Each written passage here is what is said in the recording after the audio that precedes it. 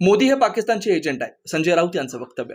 मोदी यांची प्रकृती बरी नसावी, शरीराची आणि मनाची. शरद पवार उद्धव ठाकरे यांच्यावर बोलतात आणि ऑफर देतात.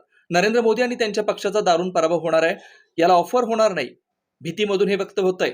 निवडणूक आयोगानं त्यांची दखल घेतली नाही. मोदी 4 जून नंतर भूतपूर्व पंतप्रधान होणार आहेत. मोदी 200 पारी करत नाहीत. मोदींचा सगळा खेळ 175 ते 180. मोदी सरकार हे फसवणूक करणारं सरकार आहे. गुजरातमध्ये निवडणूक जिंकता यावी यासाठी उद्योग केला. फक्त गुजरात व्यापारी आणि शेतकरी जगवा यासाठी हे सगळं. मोदी फक्त गुजरातचे पंतप्रधान, मोदी हे पाकिस्तानचे एजंट. एक लक्षात घ्या,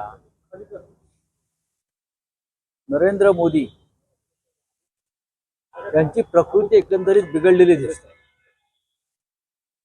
मोदी यांची प्रकृती बरी नसावी, शरीराची आणि मनाची. महाराष्ट्रात येऊन 2 दिवसापूर्वी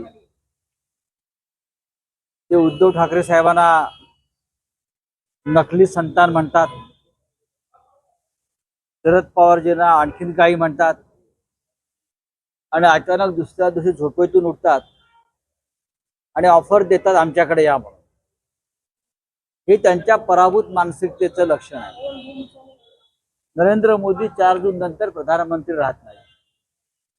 नरेंद्र मोदी आणि त्यांच्या पक्षाचा दारुण पराभव होतो याची त्यांना आता खात्री पटते, म्हणून ते अशा प्रकारच्या भ्रामक कल्पनांना जन्म देत आहेत. बाकी काही नाही, त्यांची ऑफर वगैरे काही नाही. त्याला ऑफर म्हणत नाहीत, त्याला एका भीतीतून व्यक्त केलेल्या या भावना आहेत. पुढे वक्त्याकडे माहिती आहे, त्यांनी जर त्या प्रकारची माहिती लोकांसमोर आणली असेल तर निवडणूक आयोगानं त्याची गंभीर दखल घेतली पाहिजे. तुम्ही पैसे वाटा किंवा सोन्याची बिस्किटं वाटा, तुम्हाला मतं काय मिळणार नाहीये. मोदी 4 जून नंतर भूतपूर्व पंतप्रधान. मोदी हे पाकिस्तानचे एजंट आहेत.